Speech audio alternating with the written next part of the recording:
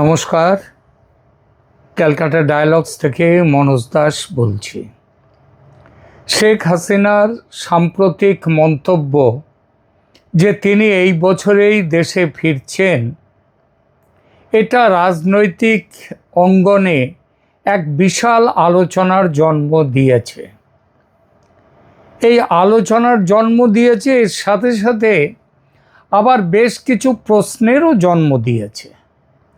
যারা এটাকে বিশ্বাস করছেন না, মনে করছেন শেখ হাসিনা এমনি এসব কথাগুলো বলেছেন, তারা যেমন এই বিষয়টা নিয়ে বলছে, মুখে অস্বীকার করছেন বটে, কিন্তু এটা চিন্তা করছেন, ভাবছেন, অনেকে ভয়ও পেয়ে যাচ্ছেন যে শেখ হাসিনা দেশে ফিরলে তাদের কি অবস্থা হবে। কারণ এই জল্পনা সন্দেহ যারা করছেন তিনি ফিরবেন না, তারা সন্দেহ করছেন, কিন্তু তাদের মনের মধ্যে ভয়টা আছে, কারণ দেশে ফিরলে তাদের কি হবে। আবার যারা আওয়ামী লীগের ভক্ত, আওয়ামী লীগের কর্মী সমর্থক, তাদের মধ্যে সবাই তারা অধীর আগ্রহে অপেক্ষা করছেন যে কবে শেখ হাসিনা দেশে ফিরবেন। কিন্তু তাদের মধ্যেও আবার একটা প্রশ্ন আসছে মনের মধ্যে, তিনি তো ফিরবেন বলছেন, কিন্তু কিভাবে ফিরবেন। বাজারে কিন্তু অনেক রকম জল্পনা চলছে। যেমন আমার কাছে এমন খবরও এসছে যে বাংলাদেশের বিষয়ে যারা চিন্তা ভাবনা করেন দেশে এবং বিদেশে, এমনকি পশ্চিমী দুনিয়ায় যারা বাংলাদেশের রাজনীতি নিয়ে চিন্তা ভাবনা করেন, তারাও পর্যন্ত বলছেন, তারাও যে শেখ হাসিনা তো এখনো পদত্যাগ করেননি। রাষ্ট্রপতি নিজে বলেছেন তার কোনো পদত্যাগপত্র, চিঠি নেই, পদত্যাগপত্র নেই। তাহলে তিনি তো অফিসিয়ালি এখনও বাংলাদেশের প্রধানমন্ত্রী। এবং অনেকে কিন্তু, অনেক ইউটিউবার শুধু নয়, অনেকেই শেখ হাসিনাকে তার উল্লেখ করবার সময় বলেন প্রধানমন্ত্রী শেখ হাসিনা। তিনি আওয়ামী লীগের সমর্থক হতেই পারেন, হয়তো সেই জন্য তিনি বলছেন, কিন্তু টোটাল ব্যাপারটা নিয়ে এমন একটা ঘোট পাকিয়ে গেছে যে কি হবে কি না হবে এটা বোঝাটা খুব মুশকিল হয়ে পড়েছে। যেমন যদি তিনি সত্যিই পদত্যাগ না করে থাকেন, তাহলে তিনি প্রধানমন্ত্রী আছেন এখনো। আর তিনি যদি প্রধানমন্ত্রী ডিফ্যাক্টো হয়তো নেই, ডিজোরে রয়েছেন, কিন্তু তিনি প্রধানমন্ত্রী যদি থাকেন, তাহলে আবার তারেক রহমান কি করে প্রধানমন্ত্রী হলেন, কি করে সেখানে ভোট হলো, এই টোটাল জিনিসগুলো কিন্তু প্রশ্নচিহ্নের মুখে পড়ে যায়।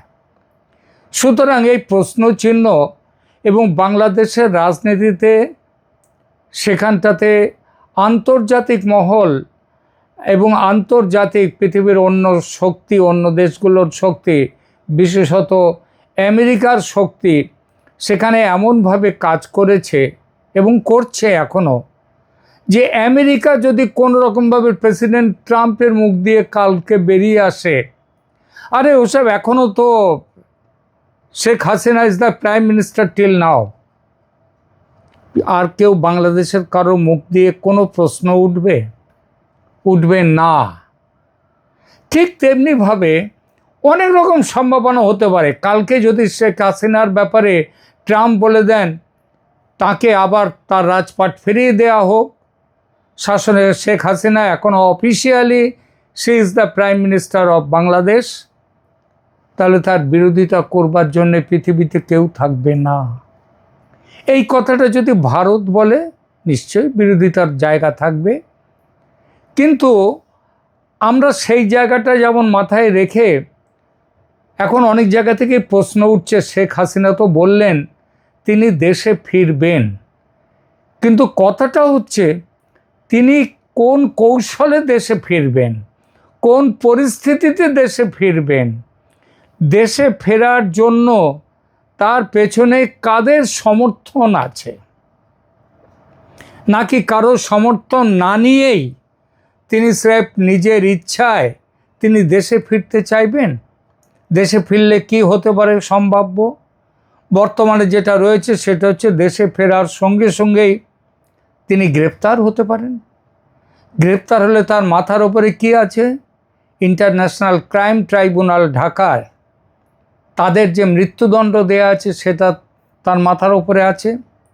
মৃত্যুদণ্ড কার্যকর হবে কি না, তিনি তাকে গ্রেপ্তার করার সাহস হবে কারোর কি না, সে প্রশ্নগুলোও কিন্তু উঠছে। আর যদি গ্রেপ্তার করার সাহস বাংলাদেশের কারোর না হয়, পুলিশের, প্রশাসনের, সেনাবাহিনীর, তাহলে প্রশ্ন ওঠে এই সাহসটা তাহলে হচ্ছে না কেন? তাদের কোন শক্তি তাদেরকে আটকে রাখতে পারে? শেখ হাসিনা, আমার নিজের বিশ্বাস, শেখ হাসিনা দেশে ফিরলে তাকে গ্রেপ্তার করার সাহস বাংলাদেশের কোনো শক্তির হবে না। সে সেনাবাহিনীরও হবে না, এমনকি সরকার, সেনাবাহিনী যদি সাথ না দেয়, সরকারের ক্ষমতাই নেই তাকে, তা সে তারেক রহমানের সরকার হোক আর যে সরকারই হোক, তাদের সাহস নেই, ক্ষমতা নেই শেখ হাসিনাকে গ্রেপ্তার করে। তাহলে এইবার প্রশ্ন উঠতেই পারে, আর সেনাবাহিনী যদি মনে করে যে না, শেখ হাসিনাকে গ্রেপ্তার করে আইনের শাসনকে তারা মান্য করবে, তাহলে কি হবে? সেই পরিস্থিতিতেও কি শেখ হাসিনা দেশে ফেরার সাহস সঞ্চয় করতে পারবেন?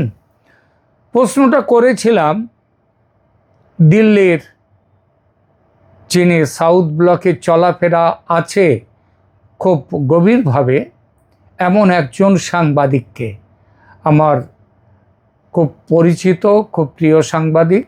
তাকে, যদিও আমার থেকে বয়সে ছোট, কিন্তু অভিজ্ঞতায় তার অনেক অভিজ্ঞতা এবং তার যথেষ্ট যাতায়াত আছে, কারণ একটি বিখ্যাত ভারতীয় দৈনিকের সঙ্গে তিনি যুক্ত।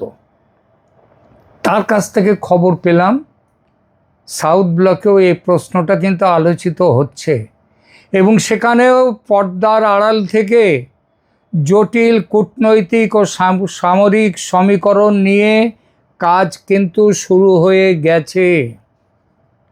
শেখ হাসিনাকে কিভাবে ফেরত দেয়া হবে সেই চিন্তা। আলোচনাটা আর কেবল রাজনৈতিক দলের মধ্যে সীমাবদ্ধ নেই, এর কেন্দ্রবিন্দুতে চলে এসেছে নিরাপত্তা এবং ভূ রাজনীতির অত্যন্ত সংবেদনশীল দিকগুলো। সাউথ ব্লকের একটা অংশের মতে বাংলাদেশে বর্তমান পরিস্থিতিতে সেনাবাহিনীর ভেতরে আওয়ামী লীগ এবং ভারত ঘনিষ্ঠ বলে পরিচিত একটি অংশ আছে। যেমন আছে পাকিস্তান ঘনিষ্ঠ অংশ, তেমনই ভারত ঘনিষ্ঠ এবং আওয়ামী লীগ ঘনিষ্ঠ আছে। পাকিস্তান ঘনিষ্ঠ যারা, তাদের সাথে রয়েছে যেমন জামাতি সেনাবাহিনীর জামাত ঘনিষ্ঠ অংশ, তেমনি শেখ হাসিনারও একটা দল আছেন। তারা এখনো কিন্তু তারা বাংলাদেশ সেনাবাহিনীতে বহাল তবিয়তে আছেন।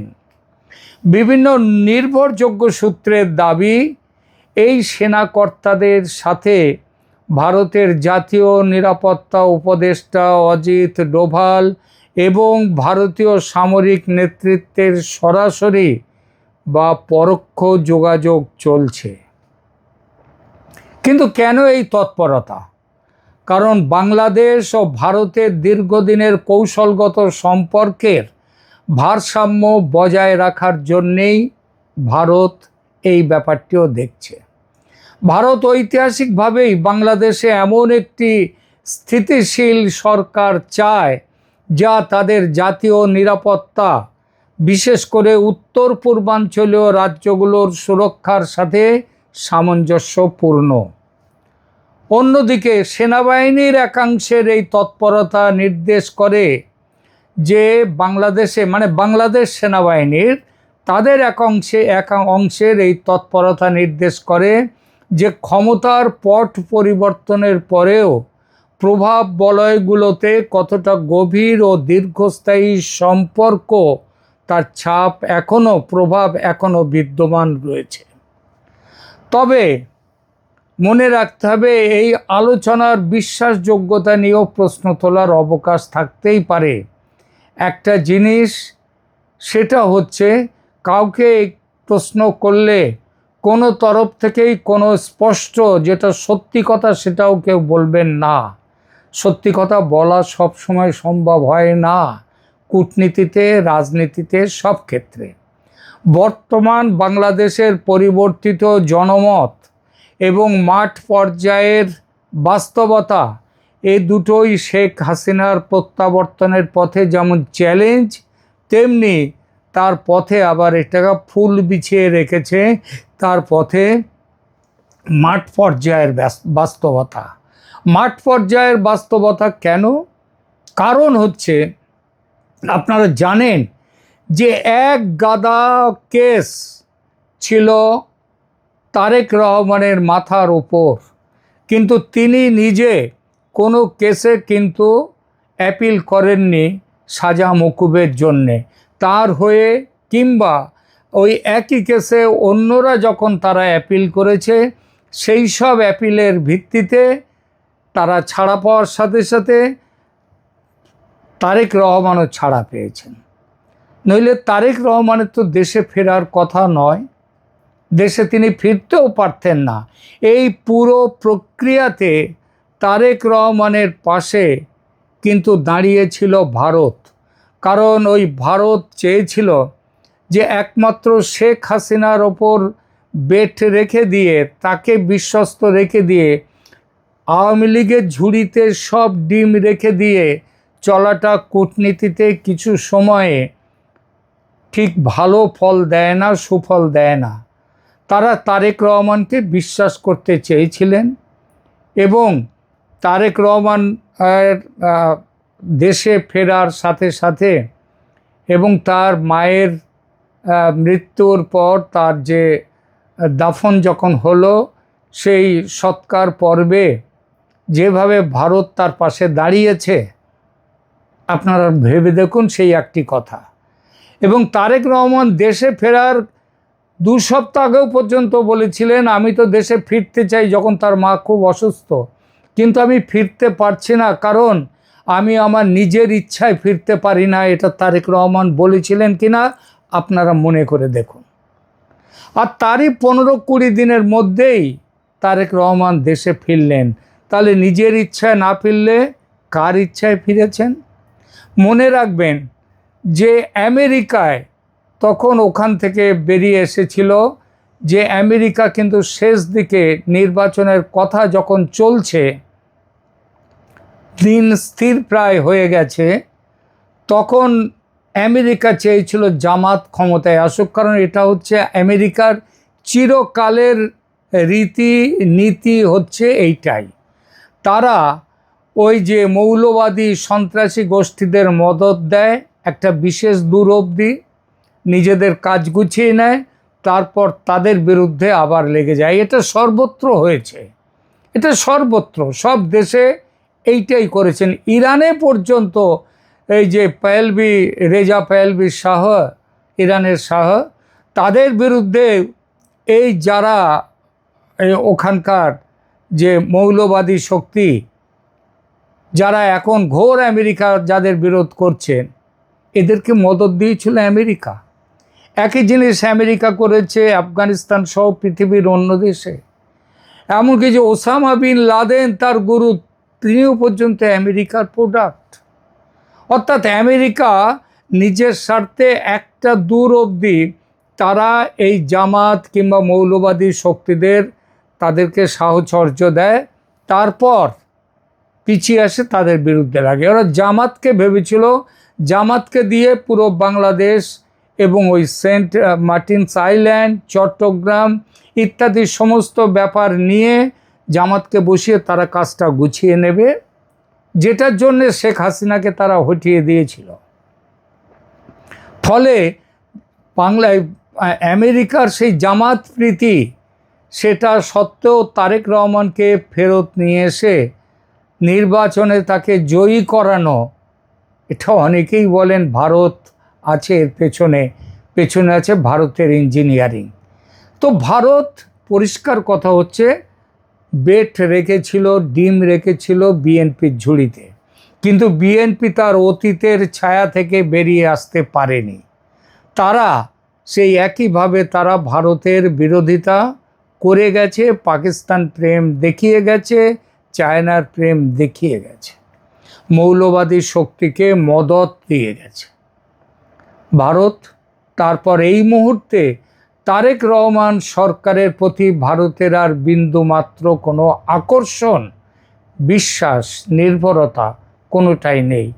সেই জন্যে শেখ হাসিনাকে দেশে প্রত্যাবর্তনের সুযোগ দিয়ে তাকে প্রতিষ্ঠিত করবার এবং ভারত তার রাজনীতির দিক দিয়ে এবং বাংলাদেশের রাজনীতি, বাংলাদেশ ভারতের সাথে লড়াই করে কি করবে, বাঁচতে পারে না, সেখানকার মানুষের অসম্ভব দুঃখ কষ্ট বেড়ে যাবে, সেটা শেষ দিকে মোহাম্মদ ইউনূসও বুঝেছিলেন। আজকে ভারতের সাথে সদ্ভাব রেখেই তাদেরকেও যেমন চলতে হবে, ভারতকেও চলতে হবে বাংলাদেশের সঙ্গে সদ্ভাব রেখে। এই পরিস্থিতিতে শেখ হাসিনাকে ফেরত দিতে হবে, কিন্তু শেখ হাসিনাকে ওই ইন্টারন্যাশনাল ক্রাইম ট্রাইব্যুনালের রায় অনুযায়ী তো ফেরত দেবে না ভারত।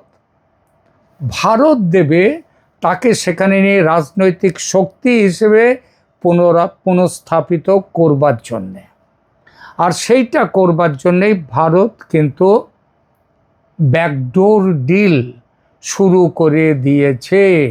আর এই ব্যাকডোর ডিল বা পর্দার আড়ালের সমঝোতার পথে ভারত চলছে, সঙ্গে তাদের রয়েছে বাংলাদেশের সেনাবাহিনীর ভেতরের একটা বড় অংশ।